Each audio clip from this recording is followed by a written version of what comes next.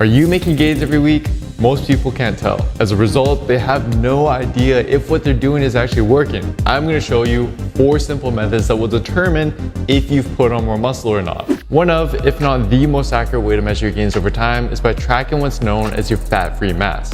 So this is your body weight subtracted by how much fat you're currently carrying. For this method, however, you will need to be able to track your body fat percentage over time. And there are a couple ways to get this without having to do any fancy body fat tests. The easiest way is to get yourself one of these, an electronic scale.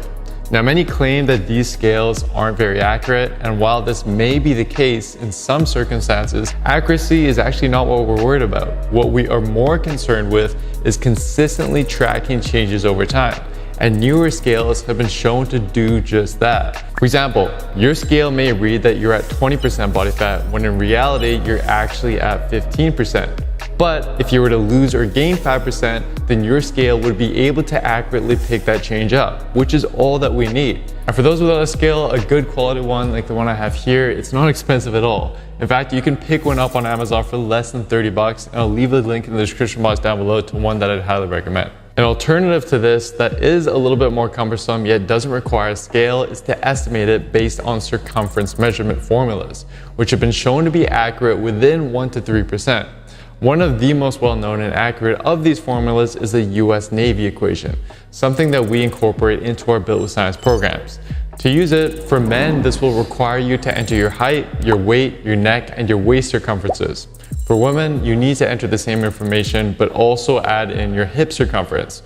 Take these all relaxed without flexing, and then input these into the calculator that I've linked in the description box down below, and it'll spit out a rough estimate of what your body fat percentage is based on your measurements. Now, after you know your body fat percentage, it's time to actually use it. If you take your current body weight and multiply it by your body fat percentage, this is going to tell you how many pounds of fat that you currently have. If you take your body weight once again and subtract your fat mass that you calculated, this will let you know your fat-free mass. Tracking this number over time is a great way to see if you're actually building muscle, because if you are staying consistent with how you weigh yourself, then increases in fat-free mass are very strongly related to increases in muscle.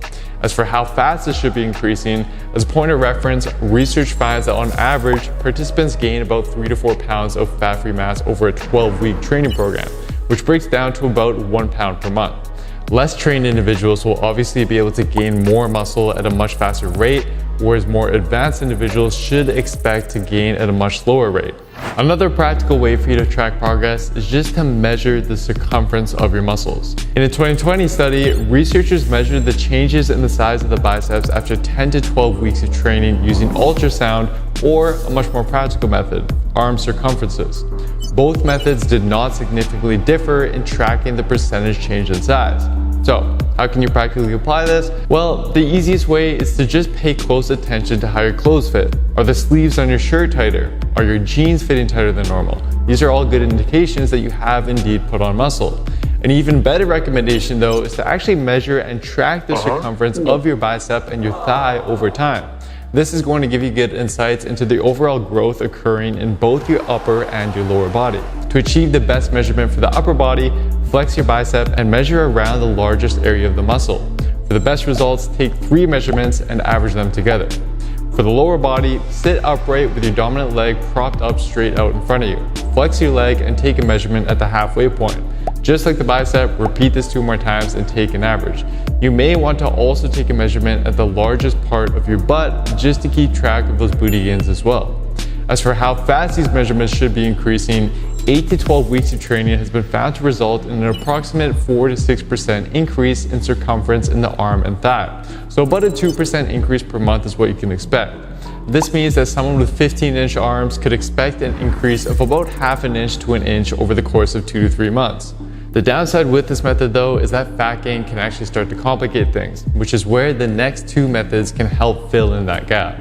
By the way guys, within our step-by-step programs at builtwithscience.com, we've built in easy-to-use trackers that make monitoring your progress a breeze.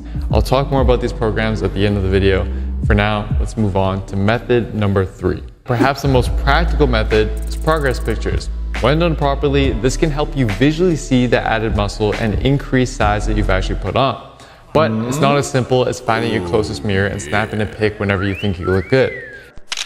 Ideally, you'll want to take these in the morning, before you've eaten anything and in the same lighting conditions every single time for consistency. Although the post-workout pump picture can be great, it's not good for comparison. Nice. If you compare one picture of yourself from early in the morning before you ate anything to another picture right after an arm workout and a few meals, then you're likely going to be significantly misled. Our goal here is to limit as many variables as possible.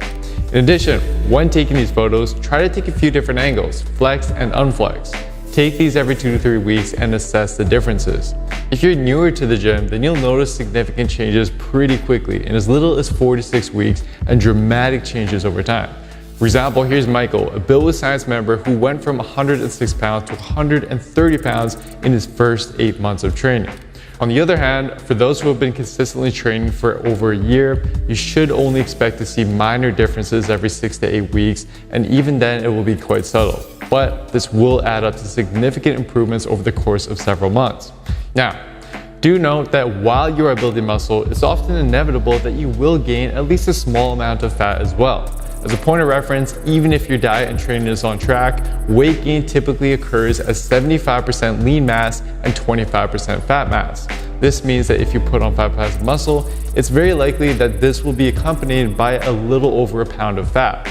Due to this, based on pictures alone, you might actually think that you're starting to look worse as you were building muscle, since the added fat can hide your muscle definition and mask the added size that you're putting on.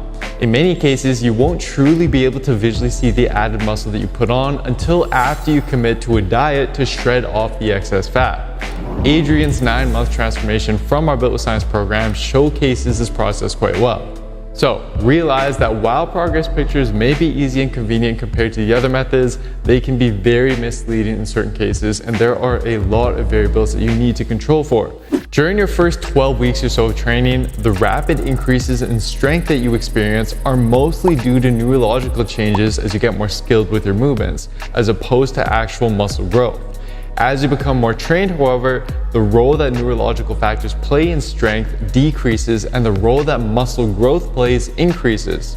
So, if you've been training for at least a few months and you're still getting stronger week after week or at least month over month, then you can be pretty confident that you are in fact building muscle and making gains. Rather than relying on any one of these methods exclusively, use a combination of these different methods to provide you with an accurate indication of if you've made progress and to give you the assurance that what you're currently doing is actually working. That's exactly why within our step-by-step programs, we not only provide you with science-based workouts and diet plans, but then show you how to ensure that you're making progress week after week, whether your goal is to lose fat or build muscle. To join today, just head on over to builtwithscience.com, take our analysis quiz, and we'll show you what program will best help you build the attractive looking physique and confidence that you've always wanted. Anyways, that is it for today, guys. Don't forget to give the video a like to show your support and check out some of my other videos for some more content. Cheers, guys, and I'll see you next time.